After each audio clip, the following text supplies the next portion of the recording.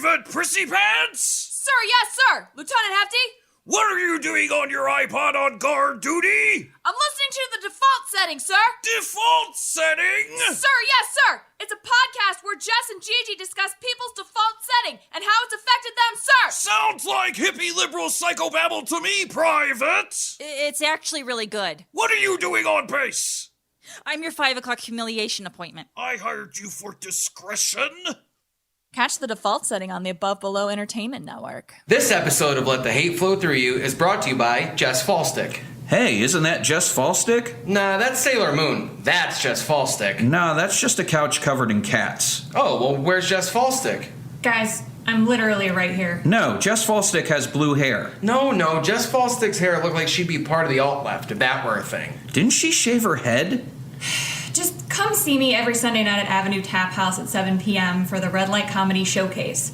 The first Sunday of the month is open mic, and the last 3 Sundays showcase Cleveland's best and brightest comedic talent. You know who's the funniest female comic in Cleveland? Who's that? Mary Santora. God damn it. That's Jess Faulstich. This is Nick Urich, and you're listening to Let the Hate Flow Through You with Jeremy Shear and El Hordano Diablo. Let the hate flow!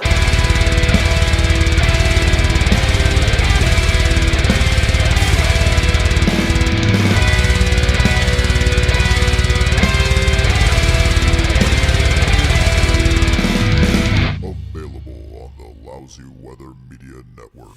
Welcome to Let the Hate Flow Through You, your weekly dose of audible hatred. I'm Jeremy Shear. El Hordano Diablo.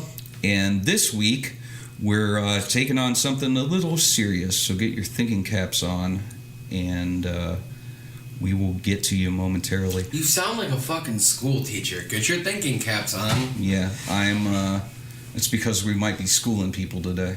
Yeah, I like that. Yeah, see, I'm not always teachery. Sometimes I do things right. Joining us this week is student activist and writer Vinay Kurup. Thank you for having me. Thanks for coming on, man. So, Vinay, let's get right into it. Why do you hate rape culture?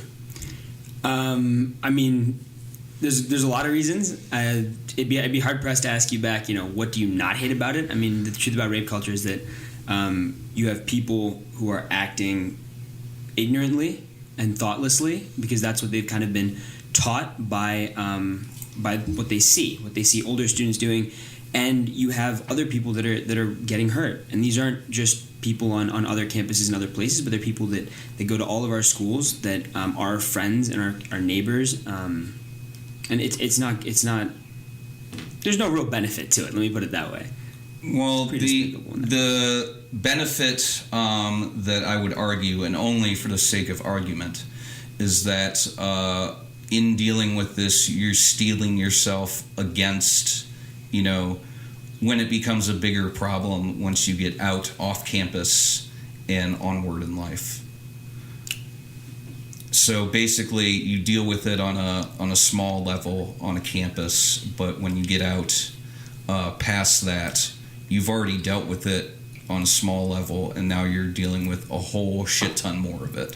But why are you dealing with a whole shit ton more of it, right? And that's because people, when they're in high school, middle schools, even and in colleges, they're taught a certain way to act, right. And then they take that into the actual world. Yeah. And so if you don't have the problem to start, then you don't have to really deal with it. You know what I mean? Right. Yeah. If you don't have the problem to start, but the problem is that I see is once you get out into the bigger off campus. How do you continue the fight at that point? Because now you're dealing with... Once you have the job at the bank. Now you're dealing with people that had this ingrained in their head from, long time ago. How do you change what they're doing socially in order to keep it going and not just have a new group of people that are being indoctrinated this way? Sure. Well, there's a couple things, right? So first, you want to start with people that really care about the issue, right? You're never going to take somebody who thinks that rape culture is not a problem and that everything that they're doing is correct. You're never going to change them at the start. Right. You're going to build to that, right? So your first step is to grow with people who recognize that it's a big issue and want to learn more about it, right? Want to learn how they can call out other people on it, how they can be empowered to be active allies, and to help other people and help combat gender and sexuality inequalities, right? And then you grow that. And you grow that to people who are kind of skeptical, but they recognize that there might be some problems, and then you grow that to then people who think that it's not an issue at all. And I mean, that's one part of it, and the other part of it is, I'll fundamentally always believe that there are bad people in the world. Okay. But when the widespread reach of these issues, of these inequities and these actions, all those people can be bad, right? For example, there's a statistic: 1 in 5 women will be the victim of either an attempted or completed sexual assault by the time they graduate undergrad, and that's by RAINN. And that's a huge statistic. I mean, if you told me 1 in 5 gallons of milk was some weird white fluid, I would never drink milk for the rest of my life. Right. You know what I mean? And 1 in 5 is so large, we rarely think about it in terms of how actually widespread and how big it is. And all those people aren't fundamentally bad people. A lot of them are in a system that teaches them how to do things, or they observe actions that they deem to be acceptable because that's what they learn. I mean, you're 14 years old. You see somebody going up and grinding on somebody without asking at a school dance. That's what you're taught, because that kid might be the senior that's cool. He might be the class. I don't know. The class president isn't cool because not anymore. I don't think it ever was really. He might be like the captain of the football team. We'll go with the major stereotype. Okay.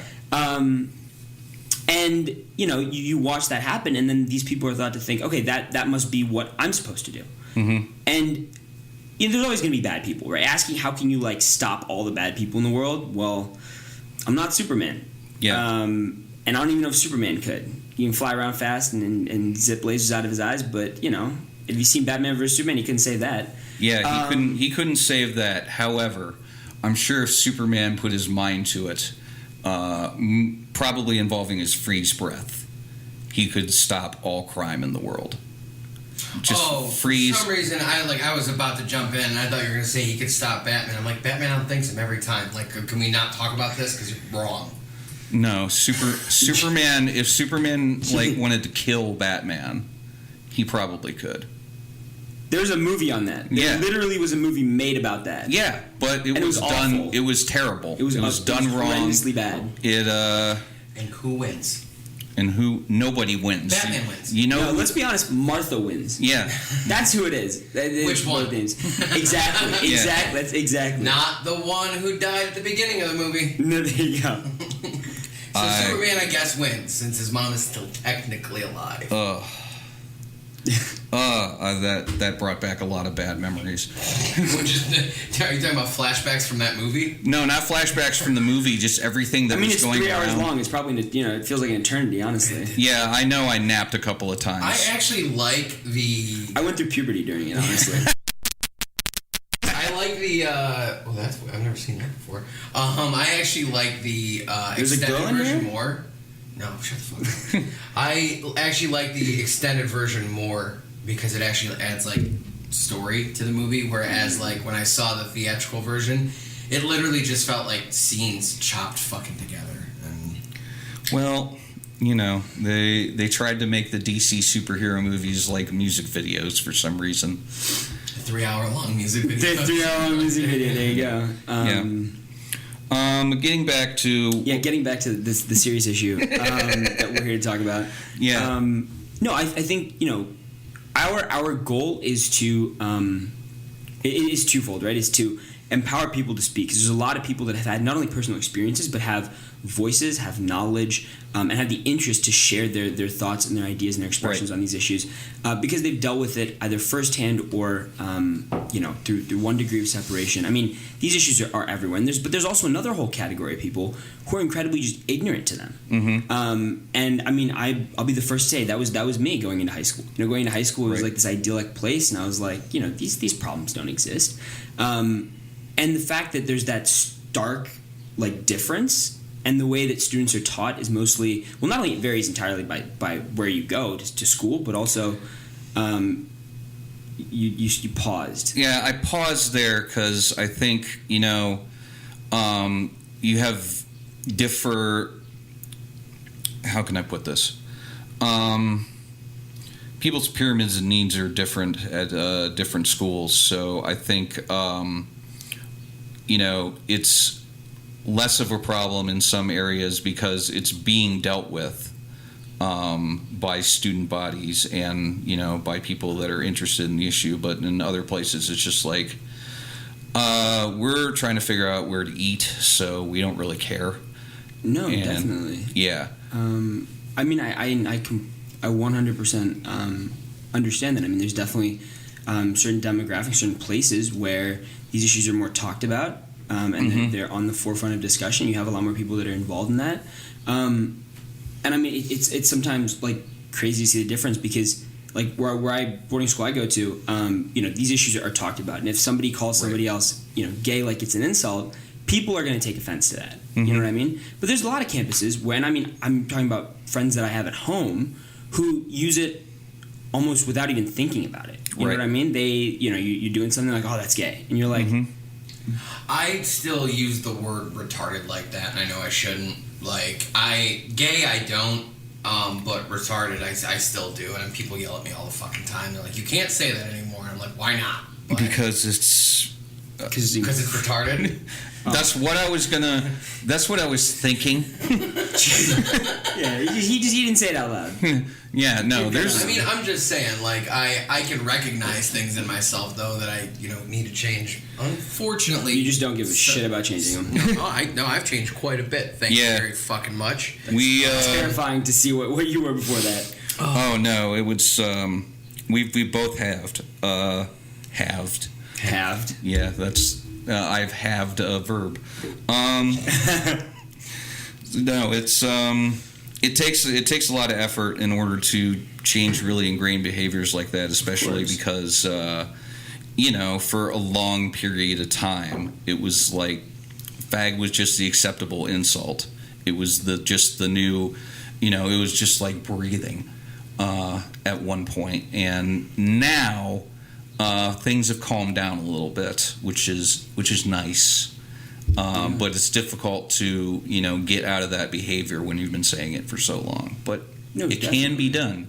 No, definitely, and that's something that's important to recognize is these changes are incredibly difficult. I mean, personally, becoming aware of this issue kind of between my sophomore and my junior year, really kind of understanding a lot more about it just by listening to my friends and hearing things. It's still difficult sometimes for me to be cognizant about what I say, about the actions I take, in the sense that I'm very used to just I don't personally use gay as an insult, but I mean I know people on campus who do, and early on that was like even coming in as a freshman, that was like, oh, like that's what people do, right? That's what people do behind closed doors, not in public, but behind closed doors, and. It's don't you point at me. No, because Sheer and I mean, we're both like super fucking liberal, super fucking open people, but we say shit to each other behind closed doors that we should not say. No, but it's different because because we have a podcast. Yeah, because you have a podcast. That's what it is.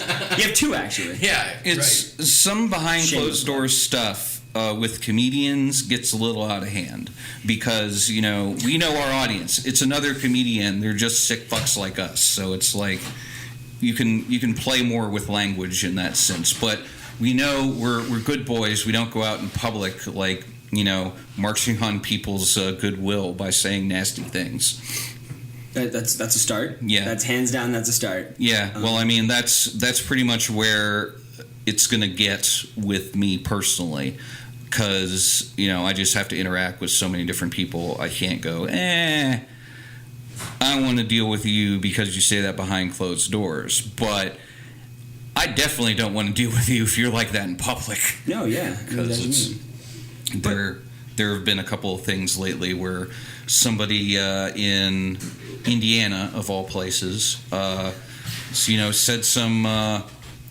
pretty racist things, who was the manager of a comedy club, and one of their regular features was like, I don't know if I want to do business with you anymore because you're talking about blacks and your own employee like that.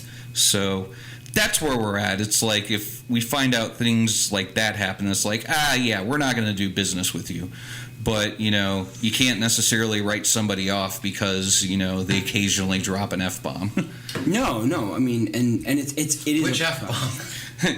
Well, that's really important. Fudge. Fudge. Oh, that was good. Yeah, we synced it. I think we just became best harmonized friends. it. I thought we already were best friends. Oh shit! Oh, sure, you didn't tell.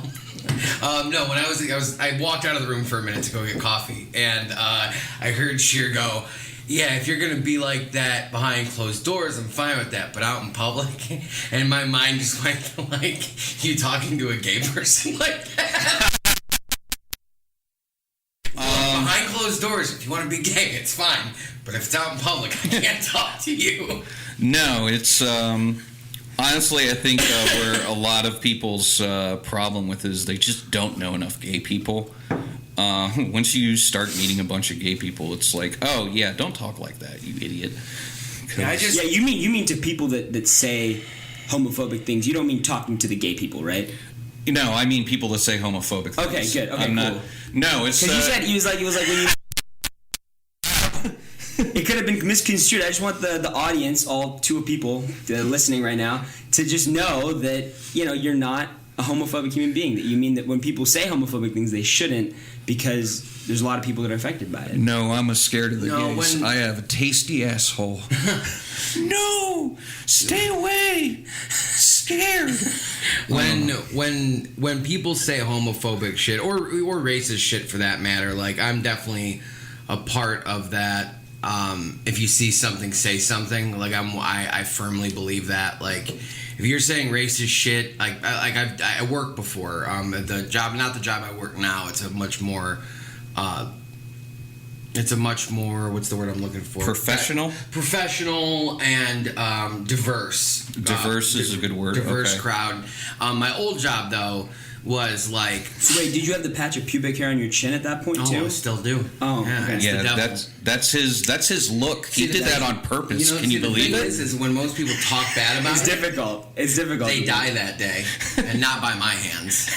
Just be careful. Pitbull? That's all I'm saying. Because I do is? like you. We're best friends. I know. But no, at the old place I worked at, there was like 8 of us, and 7 people were white. 1 guy was black, and like the one guy would constantly say racist shit, like not towards the black dude, but like, and like the shit that he would say didn't even bother the black dude. But it's just not the point. I was like, he would say colored people, and he's fucking our age. He's 30 years old. It's like, you cannot say, like, you haven't been able to say that for like fucking 30 years, dude. And somebody had to tell me. What? Somebody had to tell me. This was many years ago. When I was You don't call them collard greens. No, it was collared people. That's no. I had a joke about basically it was a dumb NAACP joke, and I said colored people in the joke, and the guy came up and was like, "You can't say that," and I was like, "Why not? I thought that was what we were supposed to call you now." He's like, "No." You. Wow.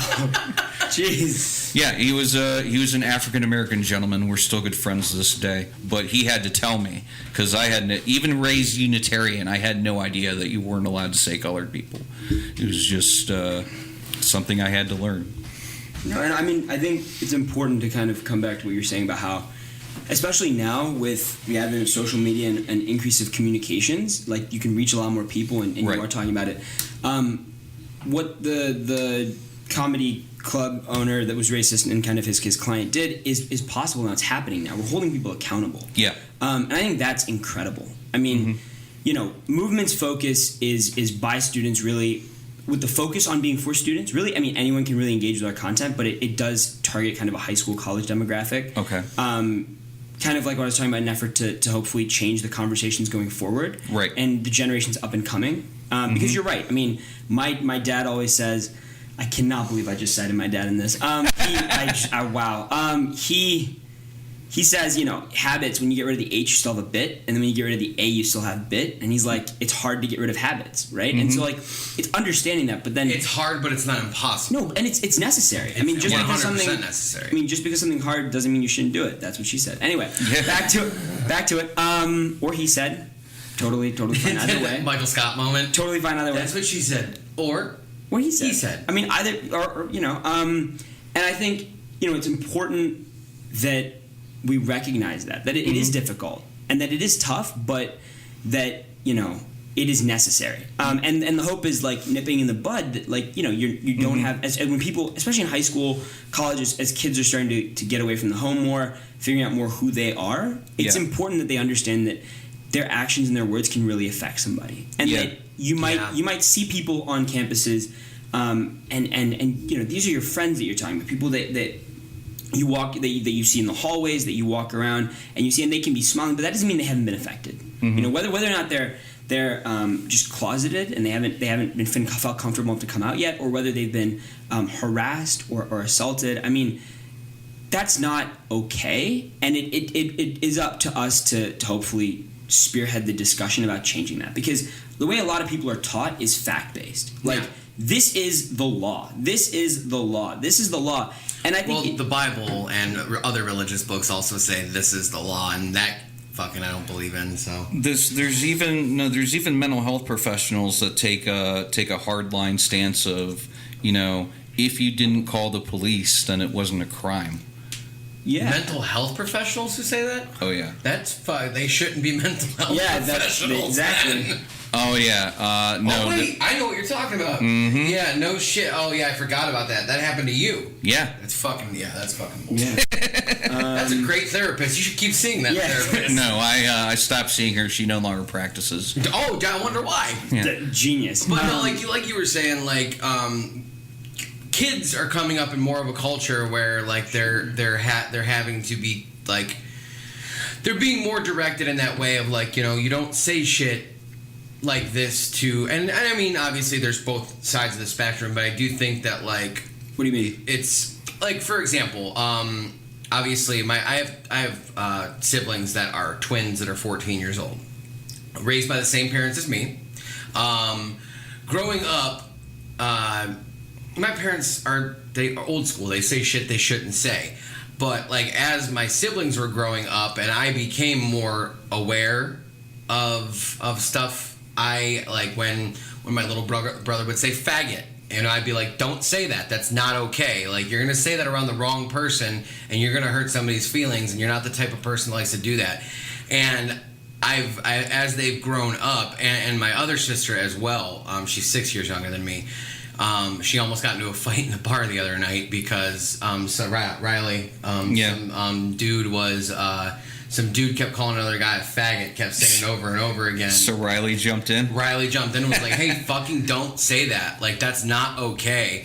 And, like, I noticed, like, because I'm 30, and I'm starting to notice the younger generations are leaning more towards, like, they don't say shit that's gonna, like, I hate saying offend people. Like, it's just more mindful speech. Mindful speech. Well, and I think the thing is, people have this idea that, kind of going off what you were saying, it shouldn't be about don't say it because you might offend somebody, but it should be don't say it because it's wrong. You know what I mean? Right. Like, because the idea that, that means, like, it's okay to say if you're talking to somebody who else is saying it. You know what I mean? Audience definitely matters when you're speaking. Mm-hmm. I'm not saying it doesn't. Being comedians, you guys definitely know that. You have to be talking to your audience. But at the same time, some things are just intrinsically wrong for people to say. And I think it's important to spearhead that conversation. And kind of talked about people that are already in the world, in the workforce, or older that have these deeply entrenched views. Like you said, it's difficult, and anybody can change. But the truth is, it's much more unlikely that somebody who's had 40 years, 50 years, 60 years of these deep rooted views is going to be able to understand and change. I'm not saying it's impossible. No, right. I heard a statistic like a couple weeks ago that I read it on the internet, so who the fuck knows if it's real? But I said once a person hits... You heard it on the internet. I heard it on That's the internet. That's how that works, right? Well, you can watch YouTube videos and you hear them, so go fuck yourself. Then you didn't read it, so... But no, anyway, it was once you hit 47 years old, you can't learn new behavior. I don't necessarily think that's true, but like I could also see there being some validity to that. People are less apt to change once they hit a certain age. I don't think it's a hitting, like you hit a point. Like it's not like right, it's not, you hit 48 and just I'm sorry. You know what? Like I'm deep. Like I still hate black people. Yeah, like I can't. And I'm gonna. If it was yesterday and I was 47, you know what? Maybe I would be down to change. But 48, bam. Sorry, I'm saying great. Right. But I think as people get older and in general, like as time goes on and habits are more and more entrenched, you're right. It's much tougher for them to form out of it. And the hope behind movement is that, while yes, we definitely want adults engaging with our pieces, we definitely want them reading kind of the plights of what's going on in high schools and colleges, and just better understanding the landscape, better understanding, misogyny, better understanding rape culture, gender inequities, sexuality inequities as well. It's tailored to students because of the fact that it is a process. Change is always a process. And people are coming from different avenues, and we want to make sure that when people are forming who they are, that they are doing so very mindfully and understanding of kind of how their actions and how their words especially have important value. It's not, the idea is not like, I know this happened during the presidency was one thing that I think Trump always said was like, I'm not politically correct, and people don't like that. And there's this idea that being mindful about the way you speak is somehow wrong. That it's like it's somehow wrong is not the word. Sorry, but being mindful about how you speak makes it ingenuine. Might be the right way to phrase it. Okay. So it's like the whole Southern bless your heart thing. That they're behind that bless your heart is something. Well, Southern bless your heart. If that comes from somebody who, like Mike Pence, who doesn't believe people should be gay, even though he's gay. Probably. Oh no, dude. I have a really great gaydar, and I can tell when people are fucking gay. Right, now that is something. It's true. That is problematic in its own way. Look for. I'm gay. Obviously, I'm joking when I say fucking gaydar. But like when I was a kid, there was a kid down the street named Terry who was my best friend on the street. At 8 years old, I knew he was going to turn out to be gay. They moved out of the. They moved out. You mean at 8 years old, you knew he was gay? He was gay. Hadn't come out as gay yet. Right, and I knew. Sure. And they moved away. Lost contact. Whatever. Looked him up on MySpace when that was a thing. Oh God. Sure as shit, I was dead fucking right on. Yeah. So this is an ingrained thing that you've had since 8 years old. You can sniff it out. Sniff it, and but you say sniff it out makes me sound like a Nazi fucking hound. That's why I'm saying it that way. I don't do anything when I get there. I know that I like to be right. Yeah. If you listen to this show, you know that I like to be right. There it is. And I'm right a lot. That's why not many people listen to the show. You just solved your own problem. How many people read your fucking magazine? What do we have? Issue 2000? 2000? 2000? I think it was about 2000 for issue 2. All right. That's pretty good. Yeah, that's not bad. It's not bad. No, it is. But the thing is, I think he added a 0. You're right. It's 220. It's 20. That's not. No, 200 I would have believed. I'm just kidding. You're like, I don't even believe that. You're like, I don't even believe that. All right. So what? Sure, let's speed this fuck up. We're good. I gotta read it. I gotta read his magazine. It's gonna take you longer than we have. What are you saying? I can't read? I'm saying you can't read as fast as me. No, I'm right. No, I think going back to what you're saying about political correctness, I think political correctness has such a stigma attached to it. Not that it's ingenuine, and that it's a tool of the left to stop you from saying what you want to say. Sure. And that's because it baffles me too, because I see so many people latching on to absolute trash under the auspice of I am against political correctness. Yeah. However, this stuff that you're enjoying because you're against political correctness is absolute garbage, regardless of the language that is used. Sure. It's very difficult to be creative and to, actually do things correctly when that's your only goal is to not be politically correct. But I mean, when it comes to like the far left with the people who really scream the political correctness thing, because I'm all about, like we said, healthier speech or better speech, whatever. Mindful speech. What do you mean by speech. streams? What do you mean by streams political correctness? Like people who are just like that's the hill that they choose to fucking die on. The one, so that's their only hill. Basically, like you know the types that I'm talking about. Yeah, I do. Like those type of people are like, oh, you can't say this, you can't say this, you can't say this. You can, like those type of people, like that kind of shit irritates me. And it's like they want it's like, okay, so do you want every comic to be a clean comic? Do you want everybody to tell jokes like Jerry Seinfeld? Like, is that? Well, that's important, right? Because that's actually something that we were trying to. That's an important kind of question that you brought up because. One of the questions that we want, we're kind of trying to explore in issue 4 because issue 3 is coming out tomorrow. So it's spoiler alert. We don't have a piece on this, but one thing we're really kind of so on issue it will 4. When people hear this, it will be out. Issue 3 will be out. Yeah, Yes, it will be. Yes. Like because this comes out in 2 days from now. Okay, so issue 3 is coming out May 27th. But is kind of the role of humor, and you'll hear people make gay jokes. People make jokes against transgenders, against women. You hear a lot of stereotyping in humor, and I think the point you bring up is one that needs to be talked about. That needs to be considered. Is what is humor's role and what is a line, what is okay and what's not okay. And I think it's going to vary who you talk to, but it's still important to consider that because you're right. I think in terms of understanding comedy, unless you're Ellen, like you're gonna, or like you said, Jerry. Unless you're like Ellen or Jerry Seinfeld, you're gonna make jokes at the expense of somebody else. The question is, who are you? I think is really important in terms of like who's the person making the joke. I disagree with that to an extent, only because I think what it really comes down to is the intent of the joke.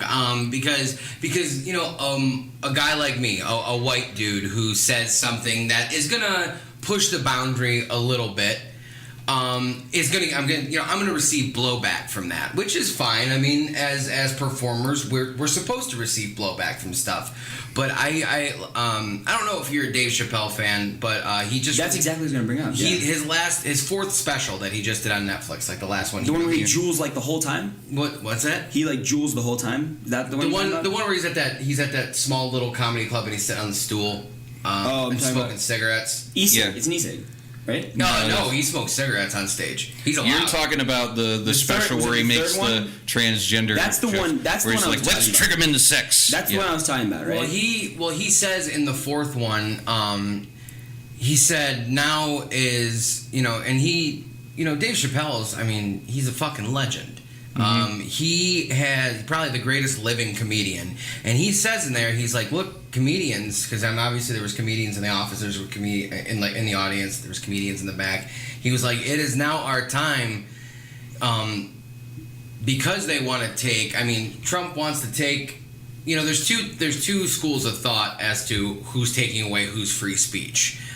There's the liberal thought that they just want to be able to say anything and they just want to shut us up. And then there's the other side of that where it's like, oh, I want to say whatever I want to say it, and blah, that fucking type of person. Yes. And Dave Chappelle says in that special, he goes, but as comedians, as the people who bring humor in dark times, who bring light to dark times, he goes, it is our job to push the boundaries. It is our job to step over lines. And I don't think that he necessarily meant say problematic shit, but it is our job to, people constantly, I do, it's like every time you watch a comedy special now, it's like there's always a joke in there where people go, oh, and it's like, that has become a thing with the last 3 or 4 years, I bet. Like it's been longer than that, but that's it's not really it wasn't seen on television, right?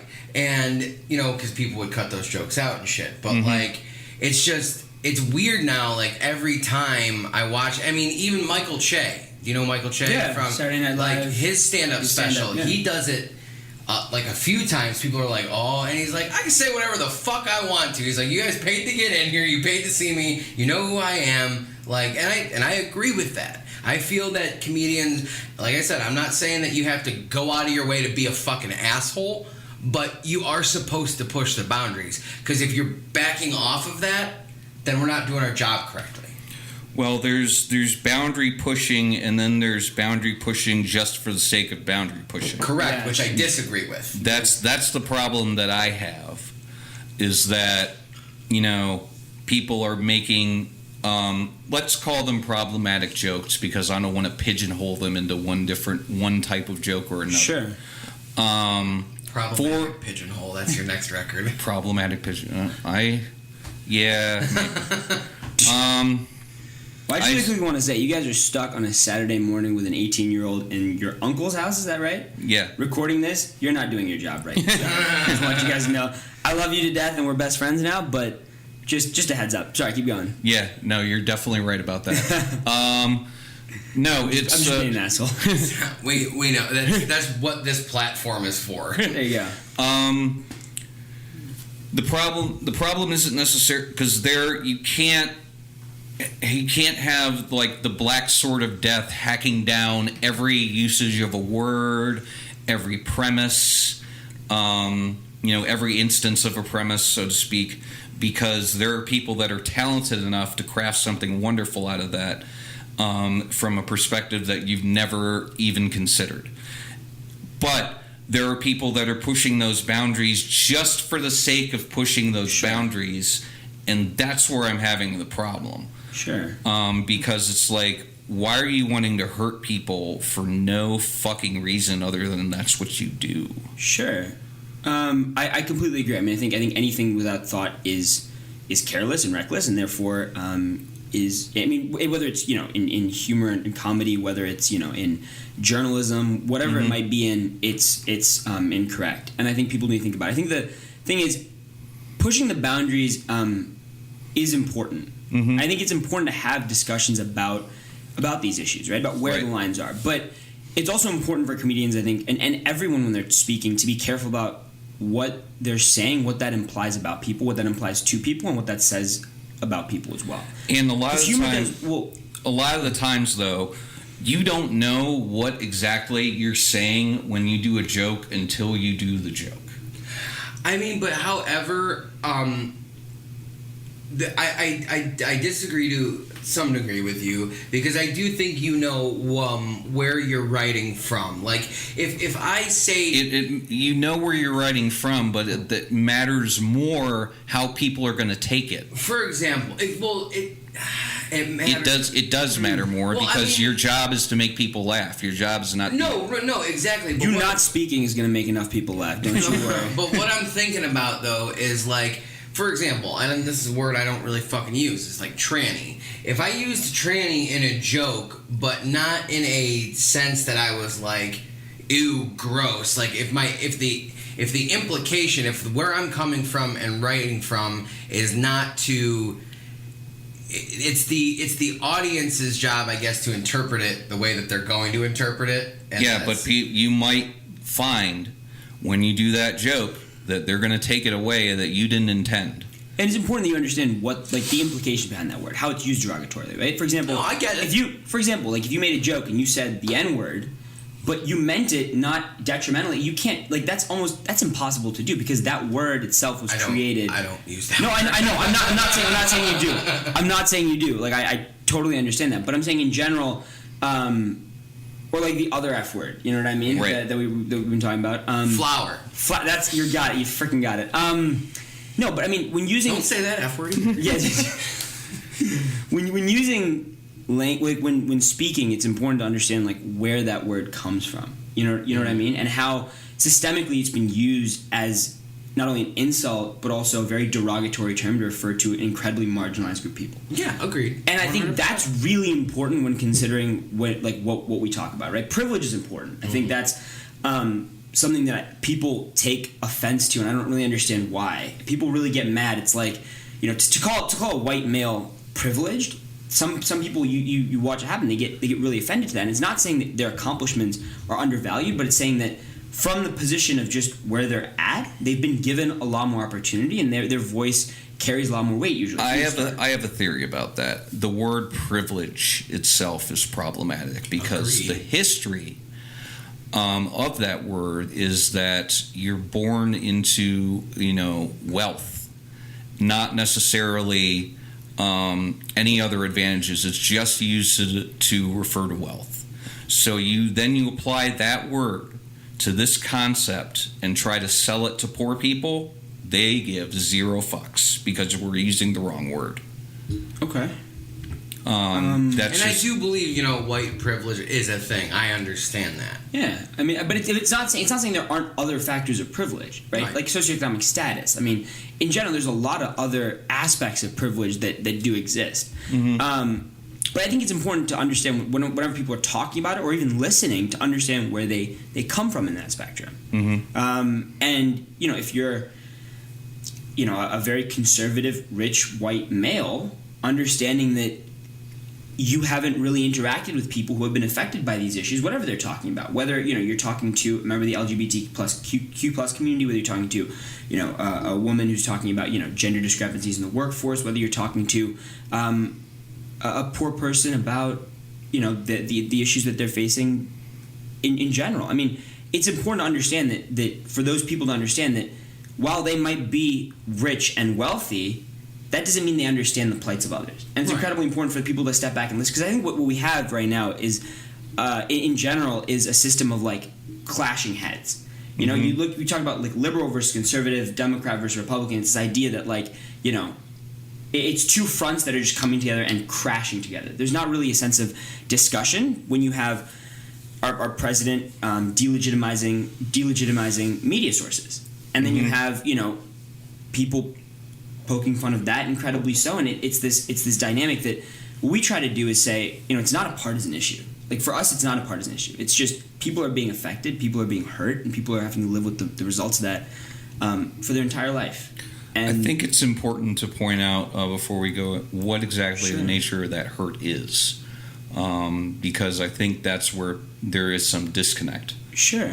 Well, I think it's very, very difficult to use the word that you use, pigeonhole kind of the effects of the systemic problems that we have in place on individuals. I mean, what happens to one person can affect somebody entirely different than what happens to somebody else. But the reality is that people are being harassed, sexually harassed. Walking down the street, you see women being catcalled. Mm-hmm. And I think, for a male, even myself being, 5'10", or for a 6 foot male to say, oh, what's the big deal? People are being complimented.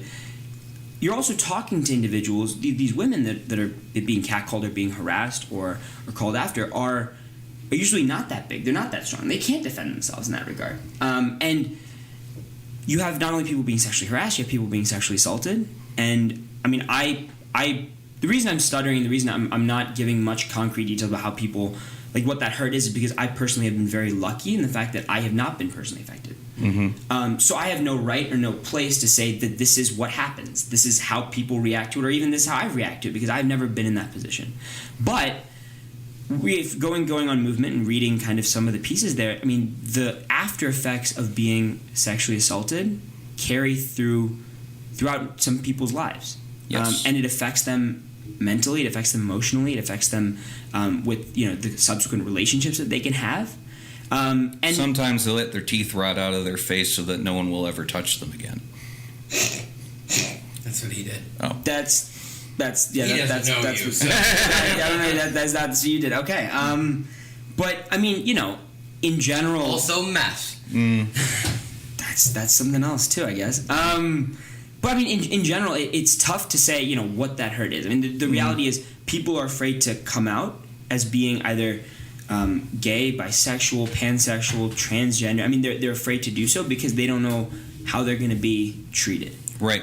And that's a system that you don't want to live in that's not really, really dark, but that's a system that needs to be fixed when you have people that are in high school, you have people that are younger than 18, 14, 15-year-olds who are afraid to come out as gay, or afraid to be themselves. That's literally what it is. They're afraid to be themselves because they don't know how others are going to treat them. And the reality is, a lot of those people are mistreated because others are very, very ignorant. And they don't understand why their actions cause something. People react to what they don't understand. Exactly. And that's certainly that's not me like defending that. I think that's fucking 100% wrong. I mean, I'm curious to see though, like as our generation gets. How old are you? 18. You're fucking 18. Yeah. He's fucking with me, right? No. Jesus Christ! I commend you. I thought you were like my age. And that's a good. I mean that as a compliment. Like you're so fucking well spoken. Thank you. And appreciate that. No, I mean like I'm dead serious. Like I appreciate that. That's you come off as very, very like. Well, you're well beyond your years. Let me fucking tell you that. Because I didn't learn a lot of this shit until fucking 3-4 years ago. Yeah.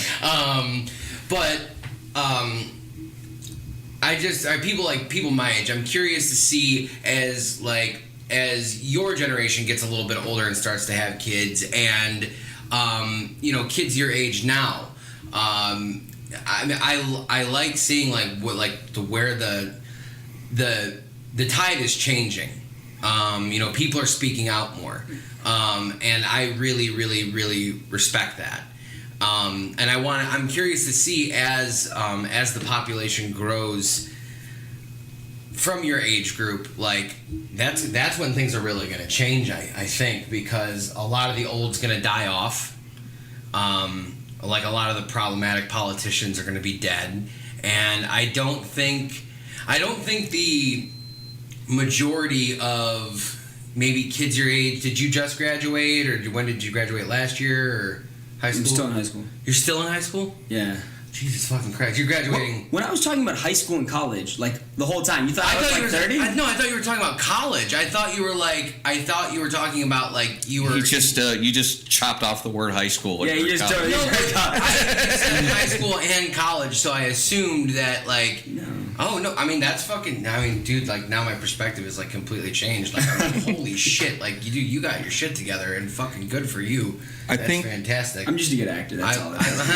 Shit's close to falling apart. He's super problematic, people. It's a great cover. This is a really good cover. Right. That's what exactly. I forget where I was going with that because obviously that just threw me for a loop. But like I'm excited, I guess, to see like how like as you guys grow up and shit, it's gonna change more. Because I think the majority is kind of swinging the other way, don't you? It seems that way, just in the way people are voting. Yeah. It would appear that some of the old beliefs are dying out. But I think the one thing that people do that we try to recognize, and I entirely recognize that, even if you're like myself, right? I mean, I try to be incredibly well versed in these issues. I try to always be trying to learn, understand more. Am I going to fuck up? Yes. Mm-hmm. I'm not saying in terms of like I'm not going to like. You can't be perfect all the time. In terms of what I say. Right. In terms of what I say. Mm-hmm. Am I going to... And the thing is, that comes from a place of just lack of understanding. You know what I mean? And I think the biggest thing when people make mistakes, and some mistakes are inexcusable. Sexually harassing somebody, assaulting somebody, that's inexcusable. Like, those mistakes, you can't just be like, oh, it happened, or that's locker room. Like, that... Let me ask you a question. I'm curious your thoughts on this. Do you believe people can be rehabilitated from that? Personally. Do you believe that?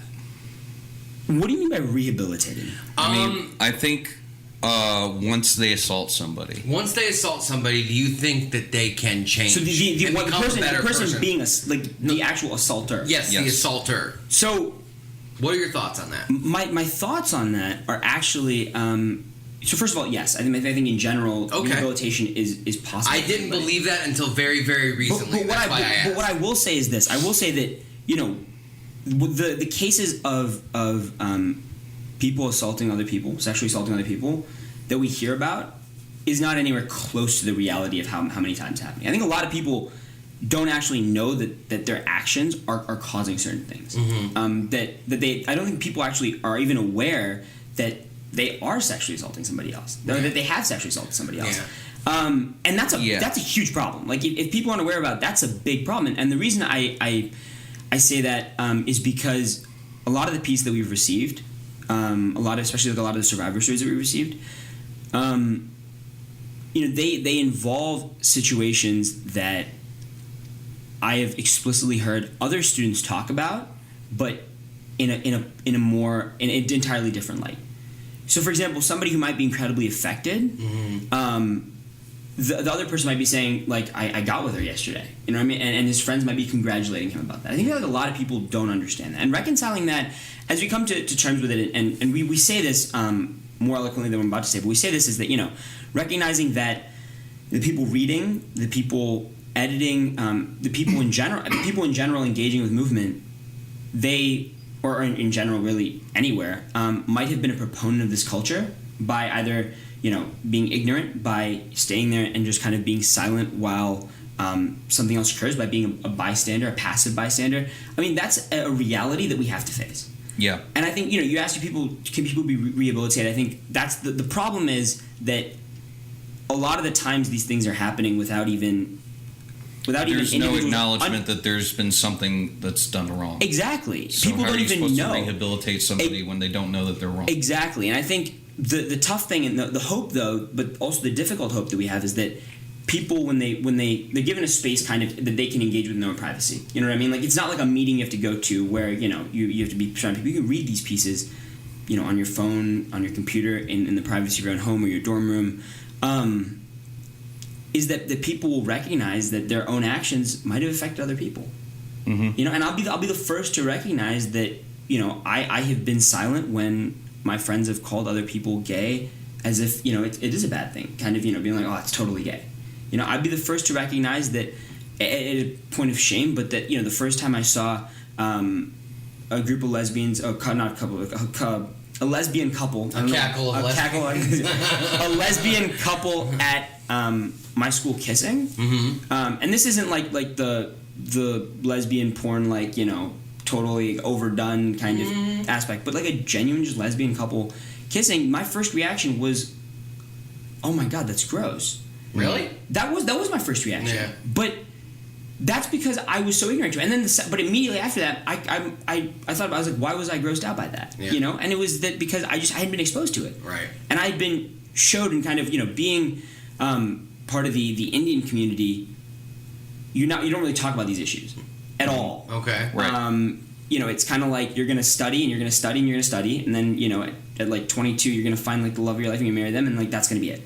Right? There's a stark difference between talking about the reality of how people work on these issues and people, engage with each other, and versus, what people expect to happen, especially being part of the Indian community. I just hadn't engaged. I hadn't realized that before, and that was sort of a shame to me. A shame that I remember, because it's important to remember that I was very ignorant about these issues, and I think I think a lot of people are ignorant. And I repeat that because it's important that people take it upon themselves to engage with the pieces, engage with, I'm not saying we're the only outlet. There's many outlets, Rain, Haven. It's important that people engage and read and try to learn and listen, because that's the only way that they're going to be able to better themselves, and that they're going to be able to then hopefully stop other things from happening in the future. Right. The majority of people that are sexually assaulted aren't going to report. Right. The majority, or even if they do report, something might not come of it, because in legal terms, it's very, very difficult to prove things sometimes. Proof is incredibly difficult to acquire, and a lot of people, in general, if they do say something, face a whole bunch of trouble in their own right. Like saying I have been sexually assaulted, or even saying I was sexually assaulted, provides people with a whole bunch of problems. Yeah. And that's terrible. I mean, these people, these victims, have already been through so much, and so then them trying to come out and say, this happened, not only from like a social perspective, but from an economic perspective, a legal perspective, they're not they're not treated the way they should be. The legal system is fucked up. Oh yeah, 100%. And I think in that avenue, it's not about necessarily what is like legally correct. I mean, laws are very, very important. I'm not saying break the law.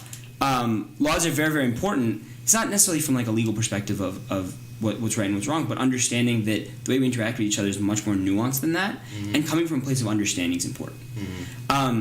And I think when people do, they'll be incredibly surprised to see how open people are to talk and to engage with them personally, is what I'm saying, when they come from a place of understanding. You know, like for example, pronouns. That's a very, very important thing. I have a few friends who are transgender individuals, and I will still sometimes use the wrong pronoun with them. Yeah, but it's hard to. It's difficult. Now, acknowledge it's difficult. You know, it's not. I mean, that doesn't mean that I shouldn't try. Right. Because it's very, very important. It's their identity. You know, I wouldn't call them by a different name. But rather that, you know, because I've explicitly said, you know, I'm sorry if I say, you know, he instead of she, but please do correct me. Please let me know. I find that the response is not, you're getting yelled at, how dare you screw up, but it's hey, you know, you used he. And I'm like, I'm so sorry. And then you think about it. And that happens less and less and less. Yeah. Because if we come from a place of understanding and trying to really, like, you'll never be able to fully understand. Right. I'll never be able to fully understand what it's like to be a transgender human being or to be a gay individual, and knock on wood, I hope we want to understand what it's like to be sexually assaulted. Yeah. And I don't right now because I've never been directly affected. But when you come from a place of trying to understand, you end up reaching a common goal that's a lot more beneficial instead of like two different spectrums kind of running into each other full tilt. And I think that's the goal. That's why movement's not partisan. It's not like, oh, this is a Democratic platform. Mm-hmm. Well, Democratic isn't like political party. Right. Like Democratic isn't like, you know, who votes. Yeah. Or you know, it's a Republican platform, but it's just we're hoping to solve it, saying that there's a lot of ignorance and there's also a lot of knowledge, and bringing them together is going to be really, really important in an engaging way too. Yeah. And something that people can actually read, because no one picks up a newspaper anymore and like sits down and says, oh, let me get a cup of coffee. You know. Yeah. You're running to, I don't know, Starbucks to get a venti triple frapp latte, 2 pumps soy milk, double espresso tilted or whatever. Shit, I don't know. I don't go to Starbucks, but or maybe I do. Maybe that is maybe no, that is my Starbucks order, y'all. But I mean that's incredibly important, I think. In general, yeah. So, since we can't walk into a Starbucks and go to a handy movement kiosk, where can we find you online? So, you know, we're on movement. We're at movementmag.com. So that's MVMENT and then mag.com. You can find us on social media. So we have Instagram and Facebook, which is all at Movement Mag. So MVMENT and then MAG. And we just started a Twitter. Seriously, follow us. But we have like 1 follower. Like when I say literally just started, I mean like 2 hours ago. Yeah. It's really recent. And so, you know, you'll be able to find our issues there. You'll be able to find our pieces there. I do want to express how incredibly grateful we are to everybody who has submitted. You know, often they do include contact information. You're able to kind of, you know, work with them on their piece. But for those that don't and are telling their story through an anonymous platform like it's incredibly difficult. Mm-hmm. And we are incredibly grateful that people trust us with their voice, and that is something that we do not take lightly. We do not take lightly. I was gonna say we take seriously, but I don't want to say we do not take seriously. I was about to put them together, but no, it's something we do not take lightly, and we incredibly care about. And we have a lot of phenomenal people working on movement as well. You know, everybody working on it no one's getting paid. Right. We're all students that are developing it, high school and college students that are developing it, coding it, running it, designing it. Did you say the website was again? MVMENT. MVMENT, okay. mag.com. Yeah. MVMNT is a watch brand, so we thought we'd stray away from that a little bit because, you know, they do watches. But, you know, I think personally, to be able to work alongside such talented and incredible people is a blessing, and I think, you know, I hope that we continue to expand and grow. We're doing more expansion to college communities. We're always looking for submissions, and really a lot of information you can find on our website, as well as contact information. So there's a contact us page. Please reach out if any questions are there. Even just wondering how you can get involved, how you can reach your community better. But yeah, that's where we're at right now. All right. Well, Vinny, thank you so much for coming on. Thank you so much for having me. So, Jordan, I don't think we're gonna find. You know what? We can't really do it this time. Wait, well, you know what? I actually have an update from Greg Iron's episode. Should we read it? No, well, let's not. Let's do bread that. sweat? Patreon. What's Let's do wanna do bread bread sweat. sweat? Let's do bread. Why do you hate bread sweat? Why do I hate bread sweat? Okay, so here's the thing. You ever first of all, what is bread sweat? Bread sweat is where you take bread, you put it in a toaster, and then you put it on a plate for a little bit, and it gets kind of damp at the bottom. Soggy bottom. Soggy bottom, but it's toasted too. That's the thing I don't like.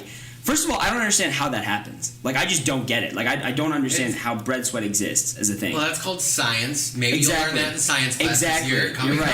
Who knows? Science, not my thing apparently. But I hate it because like when you take bread out of a toast, you want it to be crispy, crunchy. PB&J is great with like lightly toasted bread. Yes. And then you have that little bit of like dampness there that kind of gets on your lip, and you can kind of taste it, and it's gross. Frankly, it's gross. Yeah, I don't know what there is to like about bread sweat. You know, and I don't know how to really I like. just love that it's called bread sweat. I love that it's called bread sweat too. Frankly, But does it only happen with toast, or is it when you leave out a regular piece of bread for too long, do you get a little bit of sweat on the bottom there? You know what? That's a great question. I would not. I don't tend to just leave bread outside and experiment. You Remember, don't I'm not. test bread a whole lot? I don't. That's something I've been meaning to make time for. And hopefully That'll be your senior year science. That's exactly what it is. Yeah. Just gonna leave a box of bread outside. How much bread sweat develops on each individual type of bread? And then by the end of the year, have like a little bit of it to collect it up. Here's the mold. It's been out for a year and a half now. Oh, that's fun. But no, I mean, I think the funniest thing is I messaged you guys about this, and so coming in, I actually had no idea what I was talking about, whether I was talking about bread sweat or movement stuff, and both conversations would like been drastically different. So I sat down, we started talking, I was like, am I doing bread sweat? Am I doing movement? Do I want me to do both? Well, bread sweat, y'all. That's bread sweat. Get a little rack. You just get a rack Try and it that. out. I don't know. I have no idea. You know what? I'm going to try it. Hang it on a clothesline. Or? I mean, I've got bread. All right. Let's make We're this doing to a science later. That's your third podcast. Science. You guys. Yeah, that'll be our third podcast. Yeah. Science. Or one of your episodes. Just Jeremy science. and Jordan do science. I would listen to that. All right. I would listen to that. I honestly, we should make that a YouTube show. Is what we should do. Right. Oh, also, I have a suggestion for you guys. Yeah. There's somebody who works on movement. Her name is Margot, and she came up with this suggestion because I said this is the name of the podcast that I'm working on. She said you guys should call it "Shit That Makes Me Angry." Because like, let the anger flow through you is okay, but I thought shit That's that not makes even me. what our podcast is called. What is it called? It's called Let the Hate Flow Through You. Also, it's a Star Wars quote, and we're never changing. Is it a Star Wars quote? Yes. Yeah. So Margot, thank you for your suggestion. Dang. It's never getting I changed. just lost points with everybody just now. I just lost points. Maybe we'll just edit that part. No, we won't. No, we're gonna leave it there. So Jordan, people understand. I don't think anybody is gonna hate bread sweat as much as Vinay Kurup. No, there is another. I won't apologize again. I'm a repeat offender. You can see right through my skin. I don't care about making mistakes. I keep setting up and falling on my face. Feed me nothing agents. Drag me to the ring.